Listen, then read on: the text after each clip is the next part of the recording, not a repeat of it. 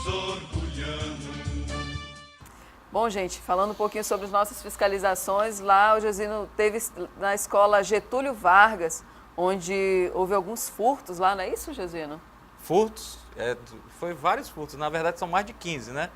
E agora, recentemente, mais 4 ar-condicionados, equipamentos foram levados, a rede elétrica também foi levada, os fios. E diante dessa informação, fui em loco, né? Conversei com o diretor, fui também lá na SEDUC conversar com o Val, porque também tem um pretexto, sempre assim, um joga para o outro, vai para o outro, e não, ninguém tem responsabilidade. Mas a gente vai assistir o vídeo até para mostrar e eu vou comentar. E aí, por último, tinha uma compra de ar-condicionado, que a desculpa do gestor é que tinha um problema no Tribunal de Contas. Diante dessa discussão, já fui lá com o conselheiro Edilson e me mostrou de uma forma muito categórica que a maioria das vezes o que está faltando são pessoas capacitadas para estar à frente dessas pastas, Ada, que um processo ele tem uma regra, ele tem uma lei a ser cumprida. Não é verdade só uma lei, são várias leis. E quando um conselheiro ele pede uma análise, o vídeo, vamos ver o vídeo agora. Claro. Estamos na escola Getúlio Vargas, a qual eu fui chamado com a informação que meliantes adentraram e fizeram limpa aqui. Levaram ar-condicionado, levaram computadores. Vamos ver aqui para você ver a situação. Olha aqui é a sala da direção. Levaram o computador, fizeram um arregaço aqui dentro. Não é a primeira escola que nós visitamos, foi a Petrônio Barcelos. Nós temos denúncia de outras escolas que os meliantes, os vagabundos vêm e sempre estão fazendo aí. Levando ar-condicionado, levando os fios, levando até a parte que é da segurança. Olha aí. Até para comentar um pouco rapidamente para vocês, não é a primeira escola. Tinha um contrato milionário de 56 milhões de reais, na época, se vocês tinham ciência, tinha os vigilantes, e aí o Tribunal de Contas, junto com o Estado, na verdade não teve nem tanta intervenção do Tribunal de Contas, né? Houve um debate com os sindicatos que queriam que essa economia de 56 milhões retornasse também para a categoria, e que achavam muito alto esse contrato. Diante disso, tiraram os vigilantes. E o acordo do governo era, as escolas que fossem furtadas, haveria também a reposição do material, até porque os 56 milhões era muito, muito elevado o valor e o furto que ocorria nas escolas não chegaria nunca nessa monta. Só que eu tenho denúncias de diversas escolas que estão sendo saqueadas, tanto do Estado como do município, mas vou tratar em especial do Estado. Escolas que já foram furtadas para mais de 40 vezes. E aí tem esses debates, essas discussões que o Tribunal de Contas é culpado, não, é um problema contratual, não tem verba. Meu povo, nós temos que resolver isso. A sociedade, as crianças, os jovens, os adolescentes, não pode ficar à mercê por irresponsabilidade do Estado. Como eu falei para o secretário, chega de blá blá blá, chega de discussão. Vou agora, como presidente da Comissão de Segurança Pública da Assembleia Legislativa, adentrar nessa situação. Foi a escola Getúlio Vargas, Petrônio Barcelos, que eu estou acompanhando. Outras escolas que tiverem qualquer demanda, pode denunciar no WhatsApp, no meu número também, que é o 93079449. Pode mandar o WhatsApp, ligar para mim, que eu vou fiscalizar essas escolas e buscar resolver essa questão. Não podemos aceitar. Ruptura do contrato, 56 milhões. Tranquilo, entendemos. Eu acho que até é um pouco elevado, e muito elevado esse valor que era pago. Mas, agora, deixar as escolas sem ter uma segurança, porque também tem o problema da segurança dos contratos, porque não teve empresas que estão aderindo, que é a vigilância monitorada, né, que fala, o monitoramento. Mas, independente disso, temos que resolver isso. Temos que chegar à solução desse problema. E, por último, lá com o Tribunal de Contas, ele falou, olha, deputado, estamos à disposição, se o senhor quiser chamar uma reunião aqui conosco, chama todo o secretário, chama os responsáveis que for necessário, Ministério Público de Contas, Ministério Público Estadual, que são custos leves, que são os fiscais da lei também, né?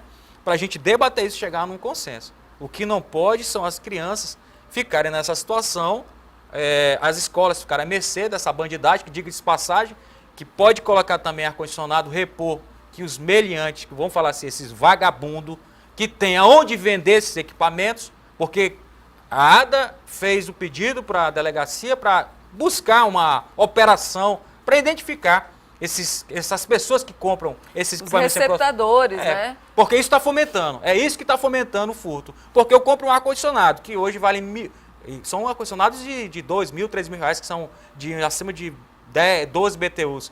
E tem um caba que compra por 500 reais, alguma coisa está errada. E tem que responsabilizar.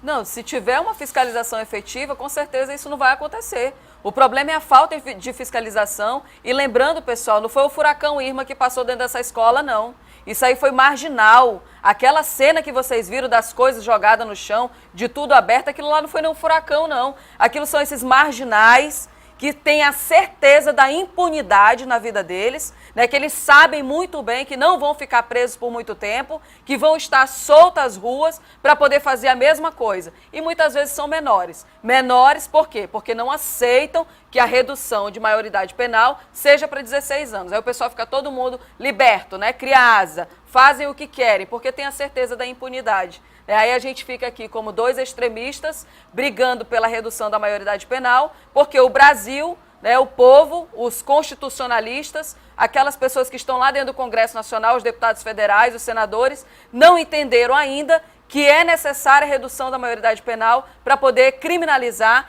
esse tipo de gente, esse povo, essas crianças, vamos dizer assim, que estão em processo de formação, né? Processo de formação, mas sabem muito bem quanto que vale cada coisinha que pegou aí dentro, ó.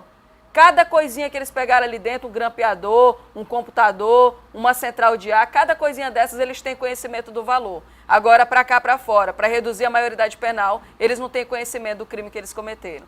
Mas, voltando aqui com o nosso entrevistado de hoje, que também é policial militar, né, e sabe muito bem do que acontece, e há também muitos saqueamentos, né, no que diz respeito quando o pessoal é atingido, né? Existe isso também, não é isso, Marcelo? Existe.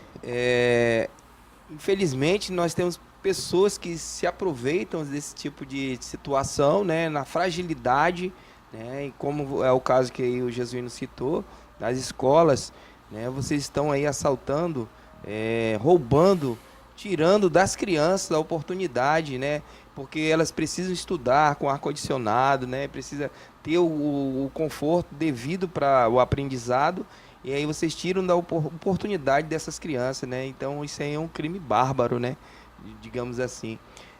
Mas na defesa civil também é diferente. Quando acontece um sinistro, as pessoas se aproveitam. E quando tem acidentes com produtos perigosos também em caminhões, nas estradas, acontece saquear em caminhões, né? Acontece muito isso. Então isso aí, infelizmente, essas pessoas têm que pagar pelo que faz, né? Aquela sensação de impunidade, né? Tem que pagar pelo que faz. A gente estava falando anteriormente sobre essa questão aí do assoreamento do rio, né? Do Exatamente. Rio Madeira. O que isso traz de prejuízo àquelas pessoas que vão, de repente, achando que é uma prainha. Eu até estava falando com o Gesino, falei, Gesino, uma prainha lá do outro lado do rio. E aí tem aqueles buracos, né? Que tem gente que já, infelizmente, já faleceu, caiu dentro de um buraco daquele, parece que ele suga, né? Isso. Primeiramente, traz um prejuízo para o agronegócio, né, aqui dentro de Porto Velho, porque o transporte de grãos, né, aquelas embarcações de grande porte, ela deixa de transportar essa mercadoria para o estado vizinho, né, que é do Amazonas. Já há um prejuízo, né, muitas famílias, pais de família desempregados, porque as empresas param de fazer essa comercialização nesse período de estiagem, de seca, né? Segundo prejuízo é a questão de acidentes, né? O número de acidentes aumenta nessa época. As pessoas utilizam esses pequenas praias que aparecem, crianças já desapareceram nessas falsas praias, né? Houve já desbarrancamento em que soterrou crianças também, né? Ficam na beira de barrancos em áreas de risco. E aí, como foi em caso lá de Bons Jardins, a menor de 9 anos, Gabriela, morreu soterrada ao brincar na beira de um barranco, né? Era essa que estava com o pai dela?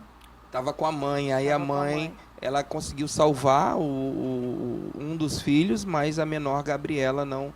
Ela mesmo não sabendo nadar, ela entrou com o intuito, né, com aquela instinto defensor de mãe, salvou um dos filhos, mas a menor Gabriela não conseguiu, ficou soterrada ali no barranco. Foi muito sim. triste, né? Nossa, A Defesa triste, Civil, ela esteve no local, o Corpo de Bombeiro também, tentando resgatar o corpo, mas não teve como fazer, né? E até hoje não foi encontrado o corpo, né? Marcelo, eu vejo que tem uma Nossa. equipe grande, cada um tem uma... Tu é o responsável, tu é o gestor principal, né? Que é o Isso. diretor, como é que Eu é? sou o diretor da Defesa Civil. Anteriormente, a Defesa Civil ela era uma secretaria e agora ela é departamento, né? Como eu falei, a estruturação, a visão clínica do prefeito é que ela se torne coordenação para que dê estrutura para que todos os setores de uma Defesa Civil tenham que funcionar, né? Nós temos aqui a Auricélia, que ela é assistente social, ela faz o trabalho, por exemplo, juntamente com as vistorias, numa questão de um desastre, de um sinistro, de acompanhar a família, dando toda a estrutura depois para passar para a secretaria que é de assistência social do município, né? A CEMASS, né, agora.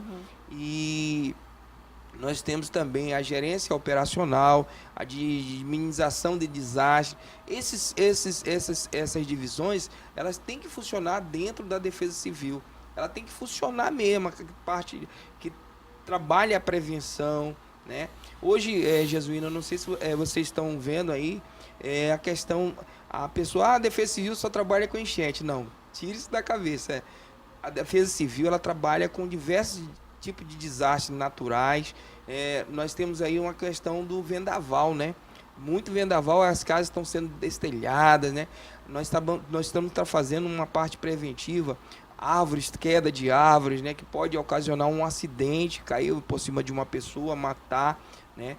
Nós estamos fazendo uma parte preventiva, monitorando onde tem as possíveis quedas de árvore em locais específicos, para que a gente possa encaminhar para a Secretaria do Meio Ambiente, a SEMA, que faça a erradicação dessas árvores em tempo hábil, antes do vendaval. Esse é o trabalho preventivo. A questão do abalo sísmico, ano passado, em 2016, aconteceu aquele tremor naquela magnitude, né, de 4,3, que veio lá do Peru, que atingiu aqui Porto Velho. Grandes prédios aqui em Porto Velho são prédios antigos. O centro de Porto Velho, é o caso, são todos prédios antigos. Essa semana que passou, nós fizemos uma interdição a Queiroz Musical, por exemplo. O proprietário foi fazer uma reforma, né, e não fez a solicitação no CREA, né? E não solicitou da prefeitura a autorização para construir. Complicado. Daqui a pouquinho a gente volta, a gente vai para um rápido intervalo, Marcelo, e já a gente volta falando mais sobre isso. Então,